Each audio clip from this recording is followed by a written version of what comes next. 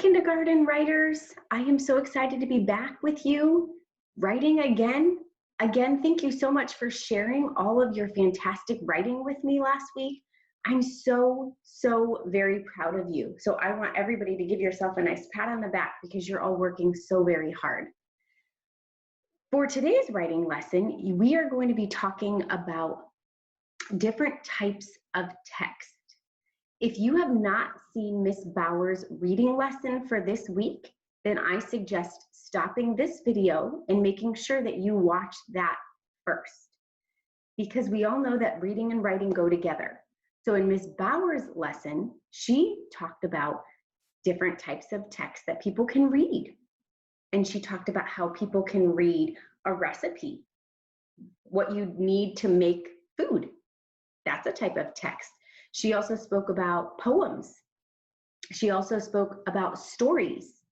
So we're going to take what she talked about and we're going to do that in our writing. And today our writing is going to be focusing on poems. And we're going to write one special type of poem today, and that is called an acrostic poem.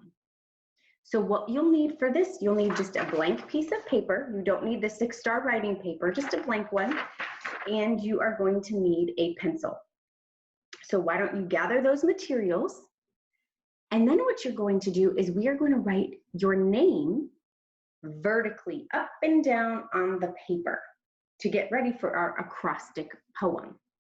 So I'm going to show you what mine looks like, and you can do the same. I wrote my last name vertically on this paper, Johnson, Johnsson. If you'd like to write your last name, you can, or just write your first name, whichever you prefer.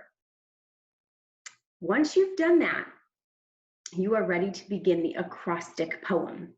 And what we're going to do is we are going to brainstorm adjectives that begin with each letter in your name. Now remember, an adjective is a describing word. For example, J. An adjective to describe Miss Johnson that begins with J, I would say I'm joyful. So that's the word I would write next to J. If you think that you can do this without Miss Johnson and brainstorm and write down an adjective or two for each letter in your name, pause this video and you may go write independently. If you need some more help, stay with Miss Johnson and we will do it together. But again, your name is going to be different than mine. I'm showing you how I'm going to do this with my name, and you're going to brainstorm on your own. So I'm going to write down the word that I just said, that I am joyful.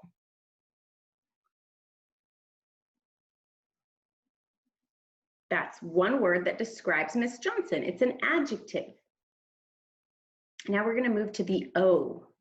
What is an adjective to describe Miss Johnson that begins with an O? That's a tough one. I'm going to say I am very observant. I like to observe things. I notice a lot of things. So I'm going to write observant. Observant. It begins with an O and it describes Miss Johnson. You're writing an acrostic poem. H. I would say I am very helpful. I like to help people. So I'm going to write helpful. Let's move on to the N. The N. The first word that comes to my mind is I feel like I'm very nice.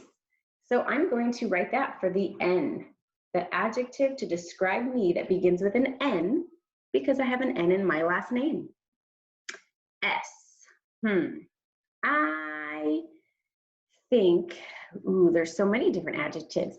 I think I'm going to use the word strong. Miss Johnson likes to exercise because it makes me feel healthy, happy, and strong. So I'm going to write strong for the S.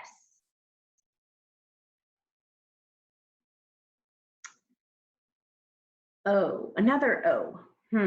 I think I am very optimistic. It's kind of a big word, friends.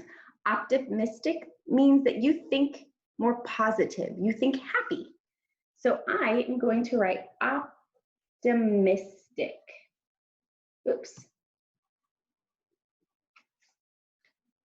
Mystic. There we go. N. N. I think an adjective to describe Miss Johnson that begins with an N, I'm going to say is the word neat. And that just means I like things to be clean. I like things to be tidy. I like things to look neat. So there are my adjectives that describe Miss Johnson. We just wrote an acrostic poem. So now, because your name is different than mine, you are going to go ahead and brainstorm some words that describe you using either your first or last name. And if you think that you still need more help, don't pause it. Stay with Miss Johnson. I'm going to give you another option. If maybe coming up with an adjective is a little bit too challenging, what if you came up with things that you like to do that begin with the letters in your either first or last name? So I'm going to move my acrostic poem that has the adjectives, and we're going to do it again, but this time instead of coming up with adjectives, we can come up with things that you like to do. All right, so let's start again with the J. Something that Miss Johnson has been doing a lot of since I like to exercise, but I can't go to the gym. I have been jumping rope, and that's been really fun. So I'm going to write jumping rope. That's something that I like to do. O. I think something that I like to do, especially now, is just to get outside. Since we haven't really been able to go anywhere, going outside has been fun, something that I like to do. H, something else I like to do, and if you are a student in my class, you've seen me do this. Miss Johnson likes to do handstands. So I am going to write handstands.